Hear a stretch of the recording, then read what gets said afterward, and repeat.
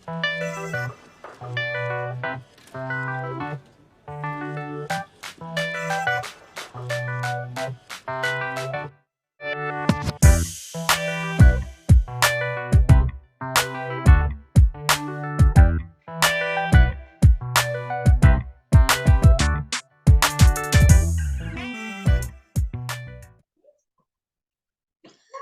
bismillahirrahmanirrahim. Assalamualaikum warahmatullahi wabarakatuh. Yang terhormat, Ibu Apoteker Nur Atika, selaku dosen pengampu mata kuliah komunikasi farmasi, serta teman-teman dan peserta sosialisasi Dagusibu yang saya banggakan. Puji syukur kita panjatkan kepada Allah Subhanahu wa Ta'ala yang telah memberikan rahmat dan hidayahnya kepada kita semua, sehingga kita dapat mengikuti kegiatan sosialisasi Dagusibu secara virtual. Salawat serta salam kita curahkan dua salam yang semoga kita sebagai umatnya mendapatkan syafaatnya di hari akhir nanti. Peserta yang kami banggakan, perkenalkan saya Ria Widi sebagai moderator yang akan memandu kegiatan sosialisasi dari awal hingga akhir. Tak lupa, kedua rekan saya, Riza Alfiana sebagai presentator 1 dan Rosida Mahdina Putri sebagai presentator 2. Untuk mempersingkat waktu, langsung saja kita mulai sosialisasi pada pagi hari ini. Waktu dan tempat saya persilahkan.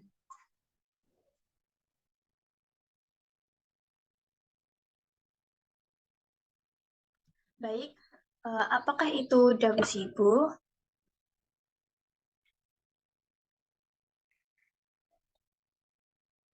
Nah, Dagusibu adalah sebuah singkatan dari dapatkan, gunakan, simpan, dan buang yang ditujukan agar masyarakat lebih paham mengenai obat dalam pengelolaan dan pengawasan penggunaan obat yang baik dan benar.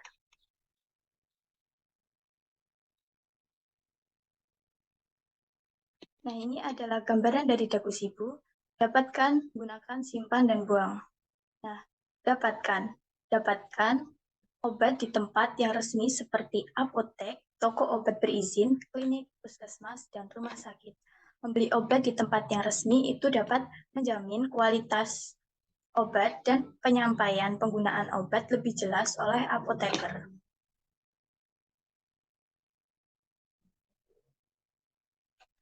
Penggolongan obat berdasarkan tanda pada kemasan dapat membantu kita untuk memperoleh obat di tempat yang resmi.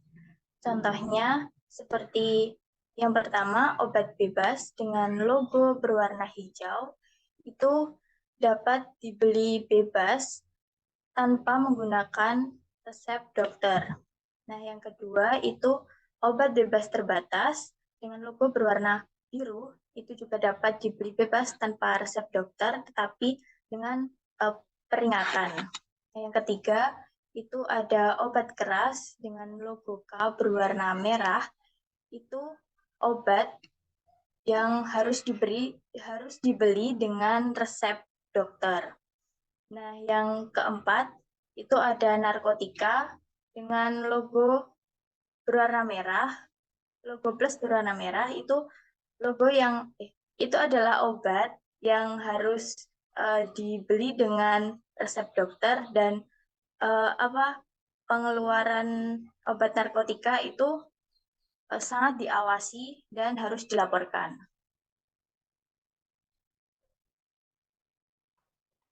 Nah, ini adalah peringatan dalam kemasan obat bebas terbatas dengan logo berwarna biru. Yang pertama itu P nomor 1, awas obat keras, bacalah aturan pemakaiannya. P nomor 2, awas obat keras hanya untuk umur, jangan ditelan. P nomor 3, awas obat keras hanya untuk bagian luar badan. P nomor 4, awas obat keras hanya untuk dibakar. P nomor 5, awas obat keras tidak boleh ditelan. Dan P nomor 6, awas obat keras untuk basir jangan ditelan.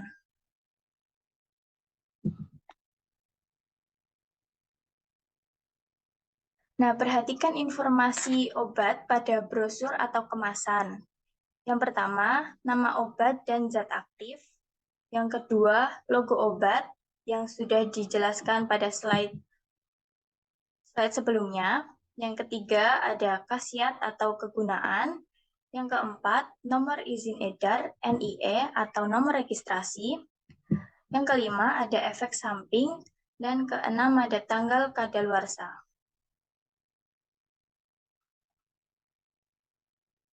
Selanjutnya yaitu gunakan obat dengan benar. Penggunaan obat harus sesuai dengan aturan yang tertera pada wadah atau etiket.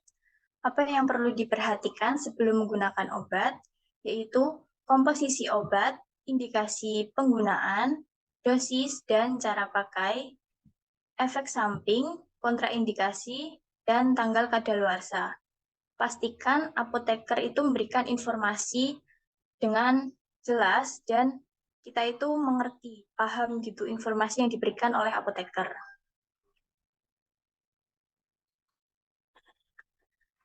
Hal yang harus diperhatikan sebelum menggunakan obat, yang pertama dosis, yang kedua aturan, dan yang ketiga lama penggunaan.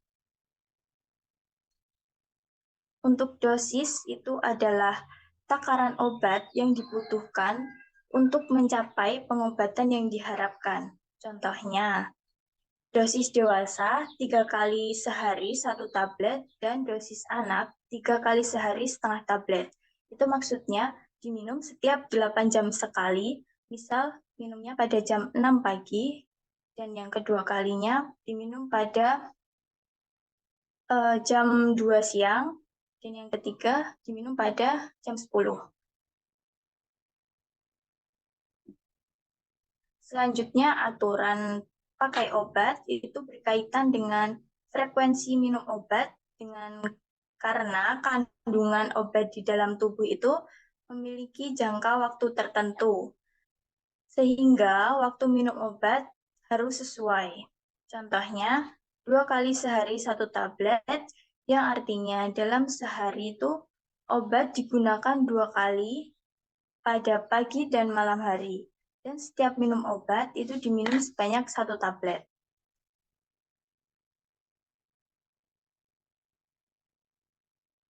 Yang terakhir itu lama penggunaan adalah waktu yang dibutuhkan untuk mencapai efek pengobatan yang diharapkan. Nah, sebelum menggunakan obat itu harus dipastikan kondisi obatnya baik dan tidak rusak. Selanjutnya ada simpan. Supaya obat yang kita pakai tidak rusak, maka kita perlu menyimpan obat dengan benar sesuai dengan petunjuk pemakaian yang ada pada kemasan. Kebanyakan obat tidak boleh terpapar sinar matahari langsung. Untuk itu, obat perlu disimpan di tempat yang tertutup dan kering. Selain itu, dijauhkan dari anak-anak dengan menyimpan di tempat yang sulit dijangkau oleh anak-anak.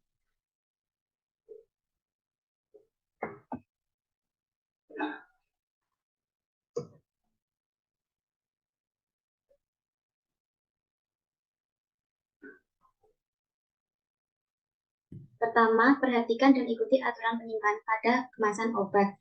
Kemudian, letakkan obat jauh dari jangkauan anak-anak dan terhindar dari sinar matahari langsung. Jangan melepas etiket yang menempel pada kemasan obat dan simpan obat pada kemasan aslinya.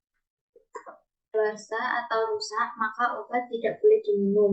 Untuk itu, perlu dibuang. Obat jangan dibuang secara sembarangan agar tidak disalahgunakan. Obat dapat dibuang dengan terlebih dahulu dibuka kemasannya, direndam dalam air, lalu dipendam dalam tanah. Ini cara membuang obat. Pertama, hilangkan label pada kemasan. Kedua, kemasan obat harus dirobek atau diguling terlebih dahulu sebelum dibuang. Untuk obat cair, buang isinya pada saluran pembuangan air dan obat tablet atau kapsul harus dihancurkan terlebih dahulu dan dimasukkan ke dalam plastik, dicampur dengan tanah, air, atau bahan kotor lainnya. Jadi, agar obat dapat memberikan manfaat bagi kita, tubuh, keamanan lingkungan sekitar, ingat selalu dagu sibu. Dapatkan, gunakan, simpan, dan buang.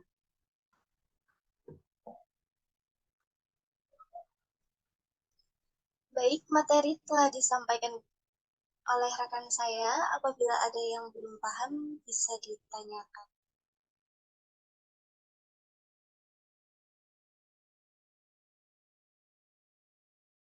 Boleh on mic atau enggak, cek di kolom komentar.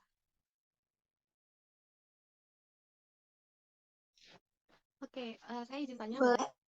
Saya sakit, terus apa ya namanya punya resep dari dokter, terus udah diresepkan ya obatnya. Terus misal saya sakit lagi, apa saya boleh langsung beli obat itu langsung ke apotik tanpa harus diresepkan lagi? Seperti itu. Terima kasih.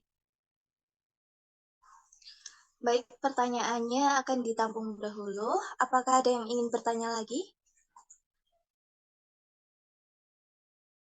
Saya mau bertanya. Ya, silahkan. Penyimpanan obat yang baik apakah tergantung tanggal kadaluarsanya saja? Baik, terima kasih pertanyaannya. Akan dijawab oleh saya sendiri ya.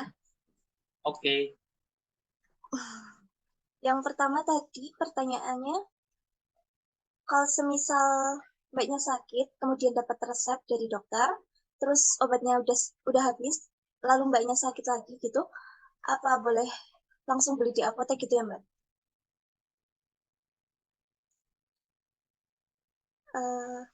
Untuk jawabannya yaitu kalau misalnya dalam resepnya itu nanti ada obat yang berlogo K atau K merah, itu termasuk obat keras, jadi obatnya itu tidak boleh dibeli di apotek langsung gitu.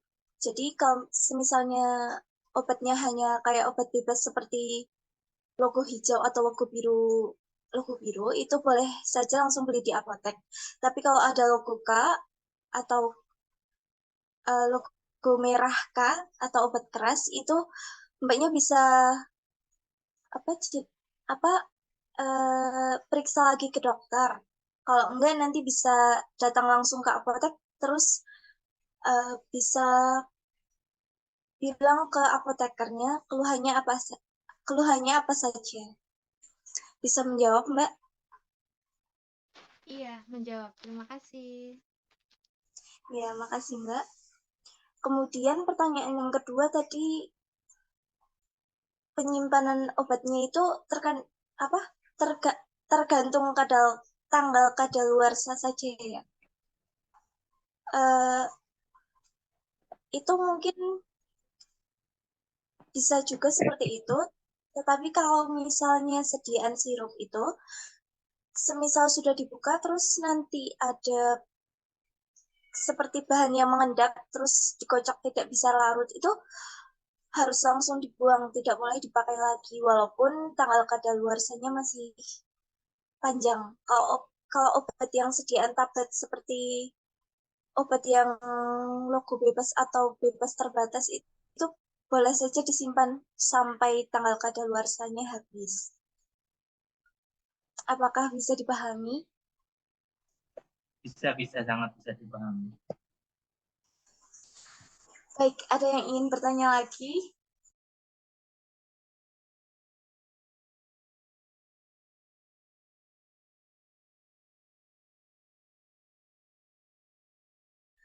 Baik, saya rasa sudah cukup ya. Untuk kesimpulan yang kita dapatkan pada sosialisasi Dago Sibu ini, yaitu belilah obat di tempat yang berizin, kemudian gunakan obat sesuai aturan pakai, kemudian simpan obat dengan baik dan benar, dan buang obat sesuai tata aturan agar aman. Demikian sosialisasi pada pagi hari ini. Semoga sosialisasi ini bisa bermanfaat bagi kita semua. Apabila ada kekurangan, mohon dimaafkan, karena kesempurnaan hanya milik Allah Subhanahu wa Ta'ala. Saya akhiri, wassalamualaikum warahmatullahi wabarakatuh.